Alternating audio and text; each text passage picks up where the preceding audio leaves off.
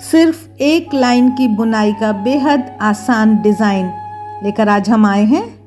तो आइए शुरू करते हैं ये आसान सुंदर मफलर के डिज़ाइन का ट्यूटोरियल। रिवर्सिबल, दोनों तरफ बिल्कुल एक जैसा ये डिज़ाइन है। वीडियो आप अंत तक देखिएगा। इसमें कितने फंदे पड़े हैं, कितनी ऊन लगी है, ये सब हम बाद में समझेंगे। इसके लिए हमको मल्टीपल ऑफ 5 + 3, 5 के गुणा से जमा 3 फंदों की ज़रूरत है। ये मैं डबल ऊन, दुहरी ऊन करके फंदे डाल रही हूँ और 9 नंबर पे बुनना है मुझे। पतली ऊन है तो 9 नंबर की ही 2 सलाइयाँ लेकर मैं उस पर फंदे डालूंगी, जिससे पहली किनारी हमारी टाइट ना हो जाए। ये बहुत छोटी छोटी बातें हैं जिनको यदि आप समझ लेंगे तो आप अपने हिसाब से इनको यूज़ कर सकते हैं इन बातों को। तो मैं यहाँ पर 18 फंदे सिर्फ डालने वाली हूँ। 18 स्टिचेस, 5 के गुणा से जमा 3, 5 तिया 15 और 16 17 18 स्टिचेस मेरे पड़ गए। हमने ये बंद करा जिससे पहला फंदा हमारा ढीला ना हो, और एक सलाई को हमने निकाल लिया है। 1 रो रिपीट पैटर्न है, सिर्फ एक ही सलाई का ये डिज़ाइन है और बहुत आसान और सुंदर है। तो हमको जो दोहराना है उसको समझिए। हम 3 फंदे सीधे, 1 2 3। अगला फंदा सीधा ही बुनना है, लेकिन वो पीछे की तरफ से, बैक साइड से बुनना है। एक फंदा पीछे से सीधा बुना, अगला फंदा उल्टा।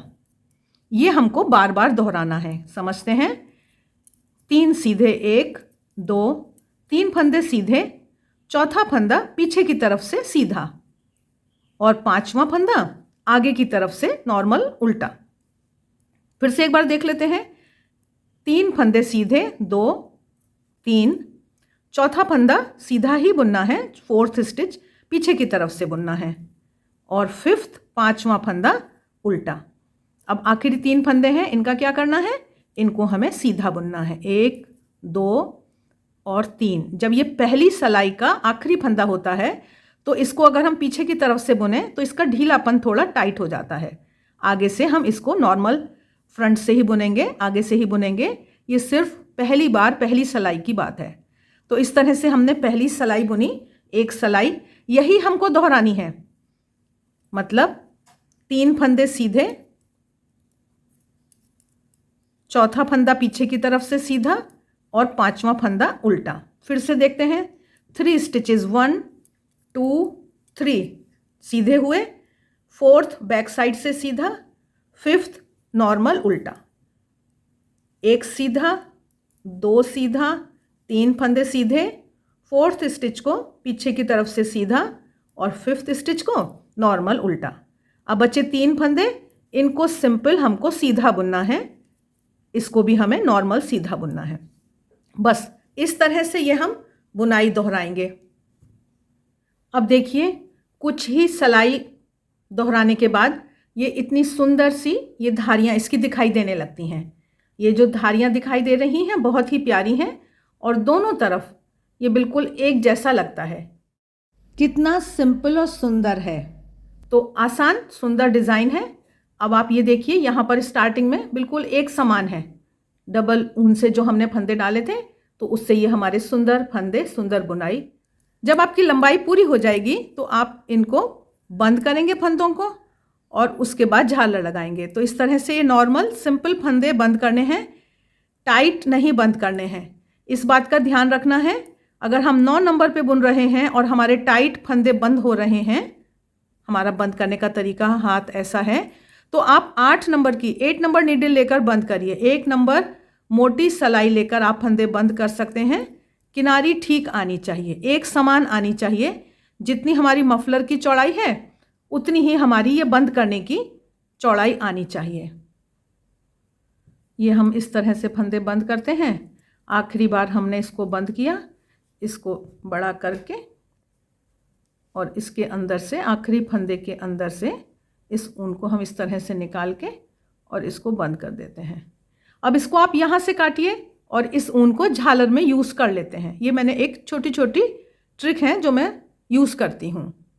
तो आइए अब इसके हम चौड़ाई की, लंबाई की, फंदों की बात करते हैं। लगभग 8 इंच के करीब इसकी चौड़ाई आ रही है। ये पतली माइक्रो ऊन है, हल्के वजन वाली है। इसमें 48 फंदे पड़े हैं। तो जैसे हमने 5 का पहाड़ा पढ़ा, 45 और 46, 47, 48। आप इससे चौड़ा बनाना चाहते हैं तो आप 5 फंदे एक्स्ट्रा ले सकते हैं, और पतला बनाना चाहते हैं तो 5 फंदे कम। इससे कम फंदे, 43 से कम फंदे में तो बहुत ही पतला हो जाएगा, क्योंकि मफलर पहनने पर थोड़ा ऐसे भी पतला हो ही जाता है। और ये एकदम पतली ऊन है, सॉफ्ट वाली ऊन है। तो अब ये जेंट्स और लेडीज़ दोनों के लिए बना सकते हैं। इस डिज़ाइन से आप स्टोल, शॉल भी बुन सकते हैं। झालर कैसे लगाएं, इसके हमारे बहुत सारे वीडियोज़ हैं, आप वहाँ पर जाकर भी देख सकते हैं। डिस्क्रिप्शन बॉक्स में झालर के वीडियो का लिंक है, ज़रूर देखें। इसकी लंबाई 64 इंच के करीब है झालर अलग से। तो आप इतना रखना चाहें उतना रखिए। अगर आपको बहुत लंबा मफलर बनाना है तो आप अपने हिसाब से लंबाई बढ़ा सकते हैं।